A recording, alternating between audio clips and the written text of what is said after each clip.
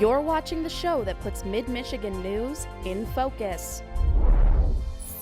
This is Focal Point. Up next on Focal Point, tragedy has struck Michigan State University, but find out how one student's death is leading a conversation that many people thought needed to happen. The MSU Board of Trustees voted today to increase room and board for students living on campus. We'll have more details coming up.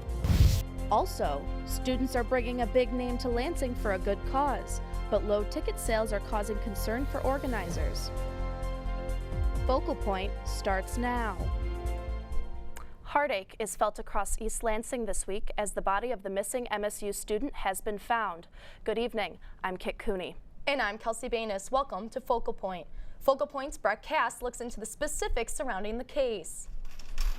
He came in here pretty often. I used to work at nights a lot, so I'd see him a lot more. Elliot Norris is a manager at the Sparty's Cafe in the Snyder Phillips Residence Hall where Keegan Cochran lived. Norris says he saw Cochran on an almost daily basis, but didn't notice any signs that anything was wrong. He didn't really talk too much. He was a little quieter. Shortly after Cochran went missing, a link appeared on his Facebook page to a 314-page online PDF book called A Most Reasonable Death, explaining his own suicide. It was just kind of crazy, that all this was just happening, upstairs. And at approximately 11:40 a.m. on April 13th, in an area just east of here in the Baker Woodlot, a body was found, and yesterday, the 14th, police did identify that body as Patrick Keegan Cochran. Our hearts kind of cracked when we heard about this all. Mitch Lidstrom is a psychology major at Michigan State and the staff coordinator for the Listening Ear, a crisis intervention center in Lansing which takes free, confidential phone calls and visits for those dealing with depression.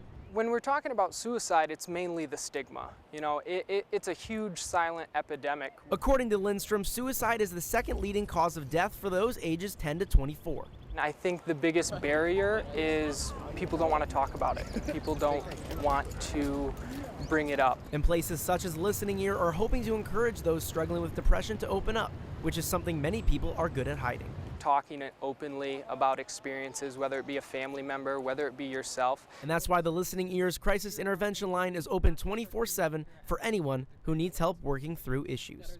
In East Lansing, Brett Cast, Focal Point News. If anyone you know has been affected by this tragedy or is suffering from something similar, urge them to call the Listening Ear hotline at 517-337-1717. Cochran was one of 8 students who lost their lives during this school year. Family and friends gathered at a student memorial tribute earlier today to honor those 8 lives.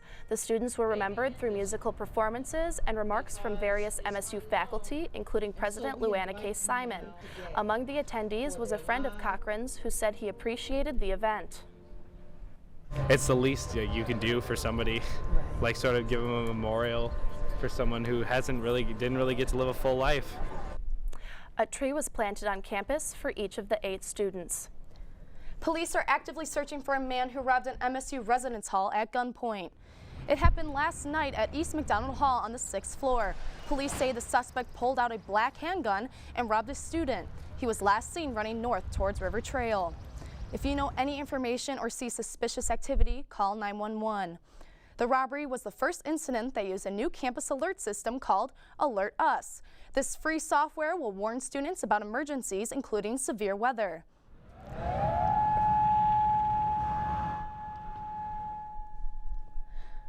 Earlier this week, emergency sirens were tested during the statewide tornado drill for Severe Weather Awareness Week. Along with the sirens, the Alert Us system was tested, including a new desktop version that anyone on campus can sign up for.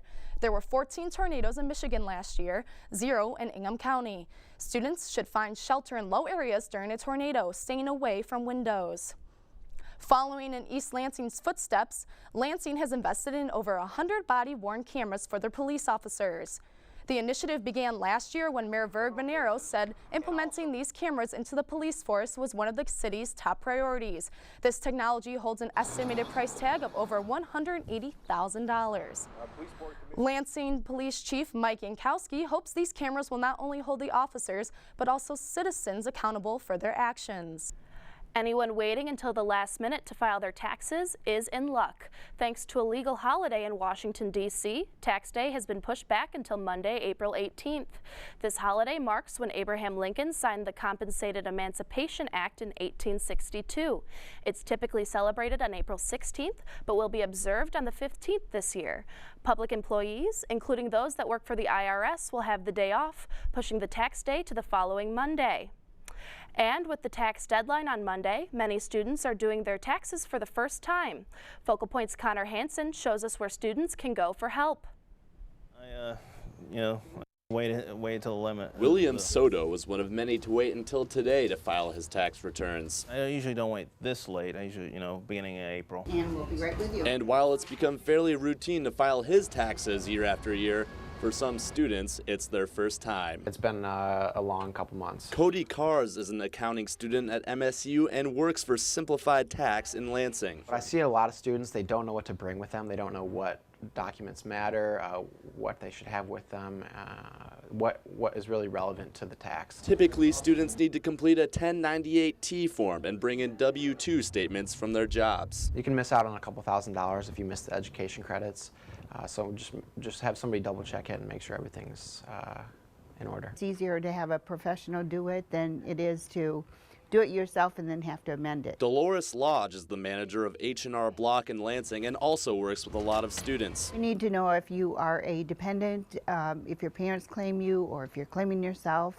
That's a lot of confusion for a lot of students. Thank you. The good news for procrastinating students is that there are plenty of places to go near campus for help. The sooner you file, the sooner you get your money back. In Lansing, Connor Hansen, Focal Point News. Many tax service businesses will be open through the weekend for all of the last-minute tax returns. 3 big performers are coming to Lansing. We look into the cost behind the event. And students may be seeing a price hike in their on-campus room and board. That story and more after the break.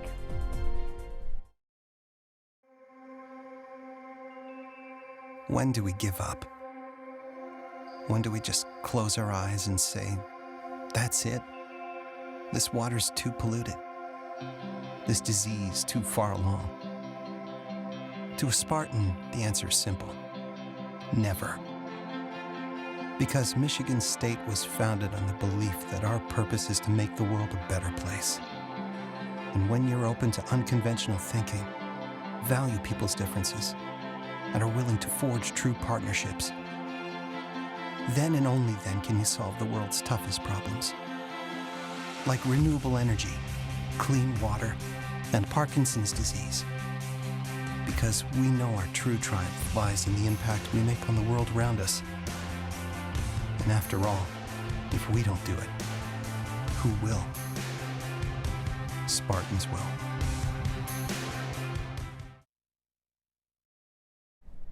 The first Students Give Back benefit concert is happening tonight with headliner DJ group Galantis. But big names don't come cheap. The stage is set for DJ group Galantis to headline the first Students Give Back benefit concert held by the Interfraternity Council. I always had this kind of vision of an event that brought, students together and was just a fun time. All the proceeds go to help the Flint water crisis. So far, the event has raised around $3,000. Organizers say they were hoping for a better turnout.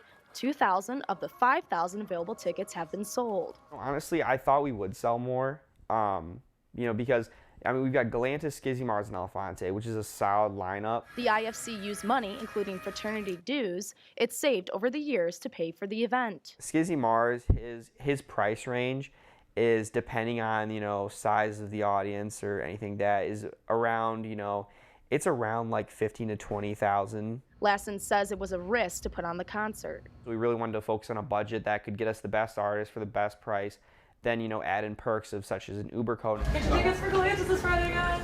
Sarah Chapikis has been working with Uber to transport people to and from the event. I was worried about there being enough rides here the night of the event. Promoting the event on social media also costs money. Financially, is it working out as well as we hope? No, but in every other aspect, yeah, it is working out very well. For those going to the concert tonight, I hope they have a great time. It does look like such a fun concert, too. Students that live on campus may soon see price hikes in their room and board payments. And some graduating Spartans received a memento to remind them of their undergraduate years. Focal Point's Ariel Ellis joins us now to tell us what's been going on in the on-campus report. Ariel? Thank you. Michigan State University's housing rate remains among the least expensive in the Big Ten and the third most expensive among Michigan universities. Today, the MSU Board of Trustees approved a 2.75% increase to room and board rates on campus. Focal Point's Daniel Hamburg has more about what the price hike means for students. Choosing to live on campus next year will be paying more for housing, but university officials say the price hike is the lowest increase in the last 18 years. Freshman Megan McNally is living on campus again next year and was unaware of the increase. I wasn't ready to live in an apartment and to live by myself, but I probably would have if I would have known that the prices were going up. Like, I probably would have searched different areas and different places. Current residence hall rates will increase $108 for a double per year, and the Silver Unlimited Dining Meal Plan will increase $152 as well. MSU President Luana K. Simon says the amenities and value provided to students continues to improve. It's an increase you have to look at in terms of the marketplace around us and what the value is of what you receive.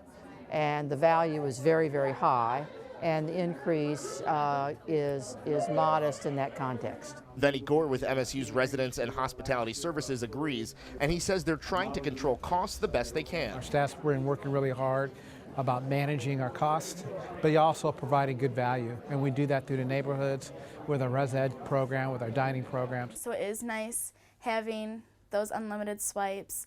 And then everything is just right there and you have so many resources. So I guess it does make up for it, but I mean, if someone decides to live in their dorms all 4 years, like, it's just going to get more expensive every time. In East Lansing, Daniel Hamburg, Focal Point News. The rates for Spartan Village and University Village remain the same, and the rates for the new 1855 place were approved today as well. In a newly released 2016 President's Report, viewers take a look at some hard work happening at MSU. The report showcases Spartan researchers who are making breakthroughs in their field, from looking into health problems in Black communities to studying new forms of renewable energy. These Spartans encompass the university's tagline, Spartans Will. To see for yourself, visit the report's website. It currently costs about $25 to $30 million to power MSU with coal, but now the university has announced they will stop using coal, and that will benefit financially and environmentally. Focal Point's Itanese McMiller shows us how the decision will impact the community. Nothing but dust. We stopped using coal about a week ago, so at the beginning of April. Nathan Veronihitz works at the MSU power plant and says this is a big step for MSU. Using natural gas instead of coal, we significantly reduce MSU's emissions. The commitment was to reduce our carbon footprint, and in order to do that, we needed to eliminate the use of coal. MSU President Luana K. Simon is also encouraged by the cost savings. In the June board, we'll show a decrease in our utility cost for FY17 of about 3.5% instead of an increase of about 5 to 6%. In the meantime, transitioning full-time to natural gas isn't that simple. Next, we will clean the site up, remove all the coal that you see from the field, and then we'll plant grass. So it'll be a big green space for campus until we can come up with a master plan for use of that area. But with the switch, it's important to make sure that the system is reliable. We have research projects going on campus that if they lose power, it would ruin potentially years of research. So our number one priority is really reliability. Kayla Lenitzi works for campus sustainability and is concerned that the university needs to have backups. Long term, we're looking for solar energy, and so we've contracted with a firm called Innovatia Solar, and they're designing and about ready to construct a solar array of about 10 megawatts for campus. The solar panels will be in multiple commuter lots on campus. Actually, they're going to be places where you can park under, so they'll provide your car protection, which is nice. When the plan was developed, nobody imagined the number of devices that all of us are using now. And even somebody at my age has 3 or 4. And with all this energy consumption, Simon says it's important to make the campus more efficient. So this push on conservation, in addition to making our buildings more efficient in the use of energy, is going to be really critical. These energy efficient changes can encourage other universities to make steps to do the same. In East Lansing, Denise McMiller, Focal Point News. Students won't see any tuition hikes to cover costs. Simon says moving to a greener footprint will ensure that. The university will also be partnering with Consumers Energy to create a substation for backup energy. The Alumni Association hosted their 5th annual Ring March for graduating seniors who purchased class rings. Traditionally, the rings will be held in Beaumont Tower overnight, and students with their parents would march from the Spartan statue to the tower. This year, due to bad weather, the ceremony was moved indoors to the Kellogg Center. Professors and President Simon spoke to the students, and the seniors were presented with their rings. We ought to find a way to create a ceremony where people can think right before graduation about those magical moments they had at Michigan State, but also to set it up in such a way so that every time they looked on their hand, they would be thinking about not just the piece of jewelry that was there, but the magic that was associated with it. This year's MSU class rings are ranged in price depending on metal, personalization, and size of stone. A group of MSU alumni stopped by the Com Arts building today to talk about their success stories. A panel discussion was held this afternoon honoring past graduates. The event was moderated by College of Communication Arts and Science Dean Parabu David. Students and others had the chance to ask advice about internships, resume building, and how to land your dream job. Coming to Michigan State started me on a career path that fulfilled my dreams of serving others. The graduates say it was a great opportunity to give back to the students. Some of Michigan State's recreational facilities are decades old. Students and staff are hoping to see some changes in these buildings. But as Focal Point's Aaron Essels tells us, it all comes down to money. The Iron West Fitness Center was built in 2005 and hosts thousands of MSU students every day. But getting in a good workout can be tough. There was a line for about 45 minutes to even get a squat rack. And it's really frustrating, especially when we're just trying to get in and out with a workout. All students have access to the buildings, but to get in the workout facilities, it costs $85 a semester. I think it's ridiculous that a university with 40,000 students has a gym this tiny. Making substantial improvements to our rec and IM facilities has not been a priority. Rick McNeil, Director of Recreational Sports and Fitness Services, says making changes to these facilities is very difficult. I would like to see that there's a 10-year strategic plan to get to the full solution. I mean, we know how to get to the full solution, but it takes money. McNeil has submitted several plans to the university about what space could be upgraded and renovated on campus, but feels like President Simon and her team hasn't made the rec facilities a priority. Every other institution has made a commitment to have contemporary student recreation facilities available, and that's the biggest frustration is we have facilities that are 30 to 100 years old, built when this university had a capacity of 25,000 students. Instead of expanding buildings, he hopes to use space in a different way. Sport activity now is really tended away from those racket sports, so we had racquetball and squash courts that are basically empty and sitting not used. In IM Circle sits an empty pool that closed down in 1983. The area has not been touched since the building's opening 100 years ago. Now, McNeil is proposing a 3-level fitness center in its place with a price tag of $6 to $10 million. I'm not advocating a new intramural sports building. I'm advocating a culture change so that recreational wellness are embedded together. We really need to prioritize just upgrading the student facilities at Michigan State. But for now, Neil and his students say they are just trying to make do with what they have. My role as director is to do everything we can to give the current students the best possible experience, knowing the limitations we have. In East Lansing, Aaron Essels, Focal Point News. The rec sports upgrade proposals will be discussed over the summer and will be decided on in the fall. April is LGBT Pride Month, and MSU is hosting several events to celebrate. That included a visit from founder and CEO of the online magazine Everyday Feminist, Sandra Kim. During a speech at the Kellogg Center, Kim talked about bringing what she calls an inclusive leadership approach to the workplace. She emphasized on the ability of people who aren't in a leadership role to change the world. I want to really understand that they really have the power to transform the culture around them. LGBT Awareness Month will continue for the rest of April. If you want to learn more about Sandra Kim's magazine, you can find it online at everydayfeminist.com. And that's what's happening on campus. I'm Ariel Ellis. Kit, Kelsey, back to you. Thanks, Ariel. When we return, it's a blue-green battle at Cobbs Field. And an MSU women's basketball all-star is headed to the WNBA draft. These stories and more next in sports.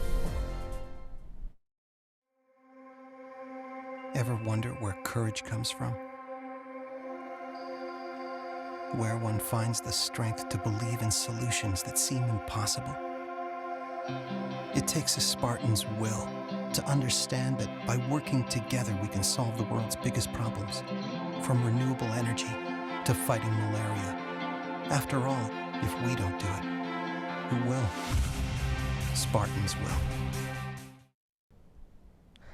After rough weather caused some cancellations for Michigan State baseball, the Spartans made it back out to the Diamond Wednesday for a rather impromptu non-conference game against the Michigan Wolverines. We start off in the bottom of the third, MSU down 1-0. Sophomore standout Brandon Hughes knocks a chopper up the middle. Shortstop diving, can't quite get there. Royce Ando and Matt Byers come around to score. Spartans are up 1. Now the Wolverines turn. It's the 5th inning. Runners on 2nd and 3rd for Cameron Bendetti. He grounds out to second base, but you know, as they always say, just put the ball in play and good things will happen. The run comes in to score, and we've got a tie ball game, but as close as this started out, it did not end that way. 6th inning, bases loaded. Senior Chris Simonton drives it into center field. First runner comes around. Now Brandon Hughes coming around third to the plate, slides. Throw is not in time. MSU goes off for 8 runs in the 6th inning as the Spartans have a blowout win over the Wolverines 11-5. It's easy to focus when your rival's in town. You know, it's easy to keep the energy up, and so the challenge is going to be to repeat that tomorrow and repeat that over the weekend. But proud of our guys. I thought we played well today. And the Spartans did repeat that success Wednesday night at Comerica Park in Detroit against Central Michigan, winning 7-4 in 14 innings. And they also won again tonight as Camview pitched a complete game as Michigan State beat Purdue 11-0 as they continue their weekend series in West Lafayette. And one of the best women's basketball players at MSU is now a Dallas Wing. Redshirt junior Ariel Powers was the 5th pick overall in the WNBA draft yesterday, the highest any female Spartan has been selected. At first, she was anxious about foregoing her last year of eligibility, but now she's looking ready for the next level. Now that I know where I'm going, I am so anxious to get there. I am so excited about it. I can't even explain to you how happy I am. The team is happy for her too and will welcome a new player for next season, Taya Raymer. The 6'4" junior forward is transferring from Notre Dame and will be eligible for 2 seasons at Michigan State. She played for tournament titles, national championships, and represented the U.S. at the 2015 Pan Am Games. Raymer played a few games for the Fighting Irish this season, but mostly sat with an Achilles injury.